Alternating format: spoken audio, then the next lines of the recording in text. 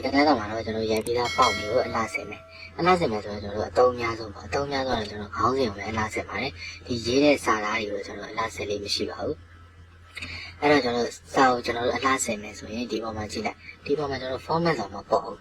ဘာလို့မပေါ်လဲဆိုတော့စလုံးကိုဆက်လက်မပေးထားလို့ဥပမာကျွန်တော်စလုံးသားလေးမှာတစ်ချက်နေလဲဒါဆို format ဆိုပေါ်လာဟုတ်ပြီနော်အဲ့တော့လွတ်တဲ့နေရာပြန်နေချင်လဲ format ပျောက်သွားဟုတ်ပြီနော်အဲ့တော့ဝါမှာကျတော့အဲ့လို format ဆိုတာတီးတိုင်းရှာကြရမလို့တခါတည်းကျွန်တော်စလုံးချိန်လို့ရတယ်ဟုတ်ပြီနော်ဒီ PowerPoint မှာကျတော့တခုထူးခြားတာဒီစလုံးဆက်လက်ပေးထားမှဒီ format ဆိုတဲ့အကွက်ကလေးကကြာလာမှာပါ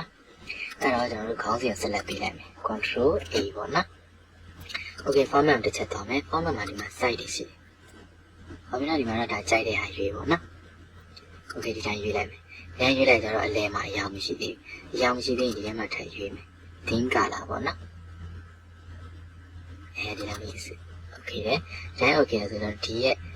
ဘောင်းcolor ပေါ့ဘောင်း color ဆိုဒီမှာ C ဆိုရင်ဒါအတွင်းအစိမ်းအပြင်အပြအဲ့ဒီဟာကိုကျွန်တော်ဒီထဲမှာထပ်ချိန်လို့ရတယ်ဒီမှာဆိုအဝါနဲ့ကွက်တာတကယ်တော့ကျွန်တော် stock ကွက်တယ်လို့ပေါ့နော်မဲနဲ့ကွက်လိုက်မယ်နော် Okay ဒီမှာကျတော့ကျွန်တော်တို့ဒီ word တောင်းရလို့ပဲ shadow လို့ reflection လို့ဟုတ်ပြီနော် reflection လို့ဆိုရင်ကျွန်တော်တို့မှန်လို့မို့လေးပေါ့နော်ဒါတော့ကိုကြိုက်တဲ့ design လေးတွေထဲမှာလိုက်ရွေးပေါ့ဒီမှာဆိုရင်သူကအကွေးအကောက်လေးလည်းရှိတယ်နော်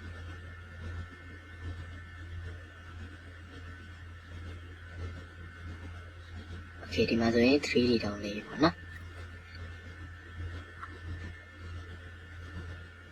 Okay ဒါဆိုရင်တော့ကျွန်တော်တို့ဒီ font ဖြောင်းတာလေးကိုအဆင်ပြေမယ်ထင်ပါတယ်ဟုတ်ကဲ့နောက်သင်ခန်းစာကျမှကျွန်တော်တို့ copy ပွားတဲ့နည်းလေးကိုကျွန်တော်သင်ပေးပါမယ်ဟုတ်ကဲ့အားလုံးကျေးဇူး